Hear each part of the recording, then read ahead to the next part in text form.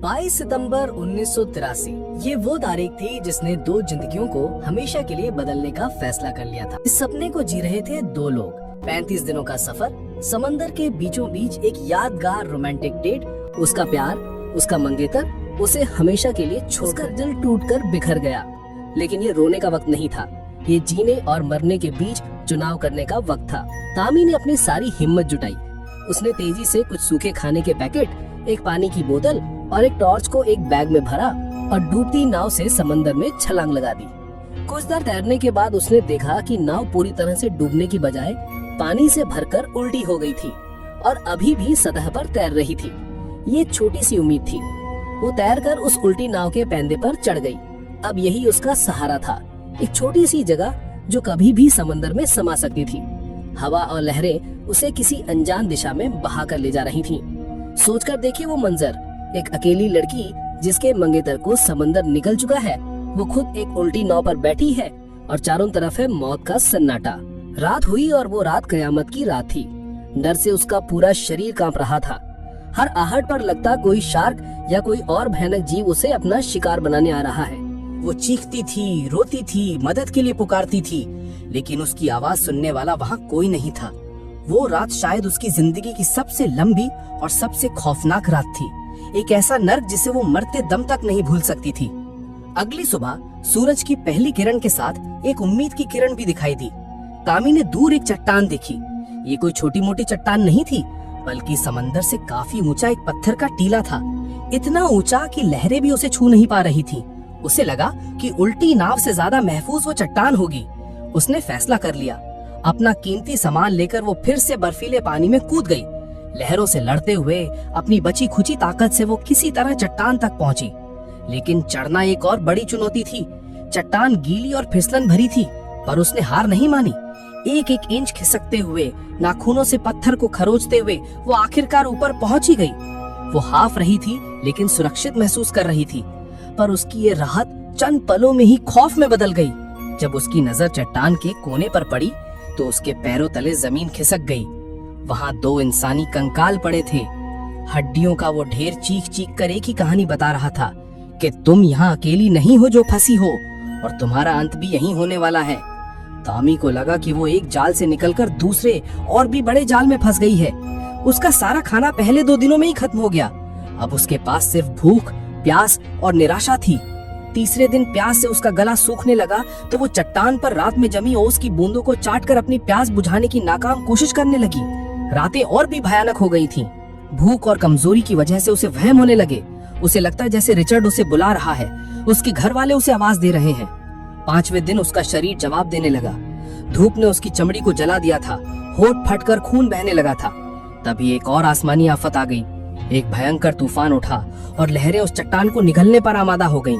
एक विशाल लहर उसे लगभग बहाकर ले ही गई थी, पर उसने एक पत्थर की धरार को कसकर पकड़ लिया और किसी तरह बच गई। तूफान के बाद बारिश का जो पानी चट्टान की गड्ढों ने जमा हुआ, उसने उसे अपनी छोटी बोतल में भर लिया। यह पानी अगले कुछ दिनों के लिए उसकी जिंदगी थी। 8वें दिन जब एक समुद्री पक्षी चट्टान पर आकर बैठा तो उसने अपनी पूरी ताकत से उसे पकड़ने के लिए झपट्टा मारा, लेकिन वो उड़ गया और तामी कमजोरी से वहीं गिर पड़ी। 9वां दिन। अब तामी की हिम्मत पूरी तरह टूट चुकी थी। उसने जीने की उम्मीद छोड़ दी थी। वो बार बार उन कंकालों को देखती और सोचती कि बस कुछ दिनों में मैं भी ऐसी ही हो जाऊंगी। वो चट्टान के किनारे पर खड़ी हो गई और समंदर में कूदकर अपनी जान देने के बारे में सोचने लगी। शायद मौत इस तड़प से बेहतर होगी। लेकिन तभी किस्मत ने एक और पासा फेंका। 10वें दिन जब वो कमजोरी से लगभग बेहोश थी, एक छोटी सी लकड़ी की बेड़ी राफ्ट तैरती ले आकर चट्टान से टकराई। पहले तो उसे लगा ये भी उसका वहम है, लेकिन जब वो टस से मस नहीं हुई तो तामी को एहसास हुआ ये सच है। ये एक मौका है, शायद आखिरी मौका। उसने अपनी बची खुची सारी ताकत समेटी और किसी तरह उस बेड़ी पर चढ़ गई। बेड़ी उसे लेकर गहरे समंदर की ओर बढ़ने लगी। उसे नहीं पता था वो कहाँ जा रही है, उसका कोई भविष्य है या नहीं, लेकिन वो चट्टान पर पड़े कंकालों से दूर जा रही थी। ये एक अनजानी यात्रा थी जो शायद मौत पर ही खत्म होनी थी, लेकिन ये एक उम्मीद की यात्रा थी। बेड़ी पर उसकी मुश्किलें कम नहीं हुई बल्कि और बढ़ गईं। 13वें दिन एक बड़ी शार्क ने उसकी बेड़ी को घेर लिया।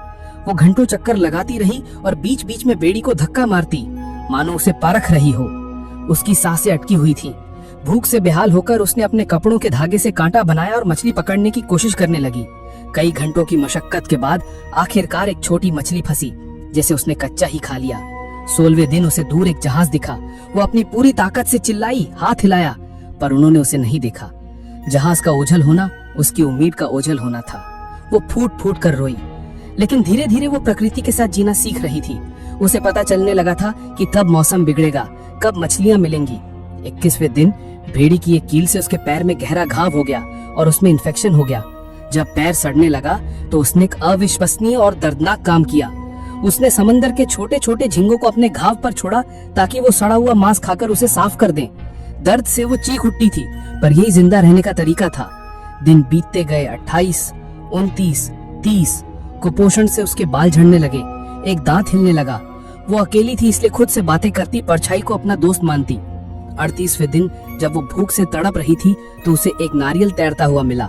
वो उसके लिए किसी अमृत से कम नहीं था।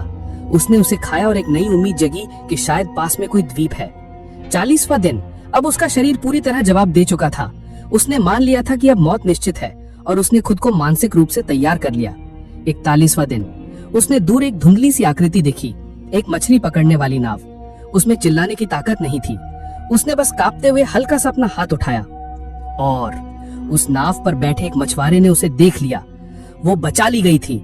जब उसे पहली बार मीठा पानी दिया गया तो उसने पानी पिया और उसकी आंखों से आंसू बहने लगे। वो आंसू और वो मीठा पानी मिलकर एक हो गए। वो 41 दिन की नर्क यात्रा के बाद बच गई थी। तामी जिंदा थी, लेकिन उसके अंदर जो लड़की थी वो समंदर में हमेशा के लिए बदल चुकी थी। ये कहानी है हिम्मत की। ये कहानी है कभी हार ना मानने की। अगर जिंदगी आपको 100 बार गिराए तो 101 बार उठने का नाम ही जिंदगी है। अगर आपको मेरी ये कोशिश पसंद आ रही है तो प्लीज इस वीडियो को एक लाइक जरूर करना और चैनल को सब्सक्राइब करना मत भूलना। आपका एक सब्सक्राइब हमें ऐसी ही और सच्ची कहानियां आप तक लाने की हिम्मत देता है। और हाँ, कमेंट सेक्शन में एक नया हाइप का ऑप्शन आया है, तो प्लीज अपना प्यार दिखाने के लिए उसे भी दबाइए और कमेंट करके बताइए कि आपको तामी की हिम्मत कैसी लगी।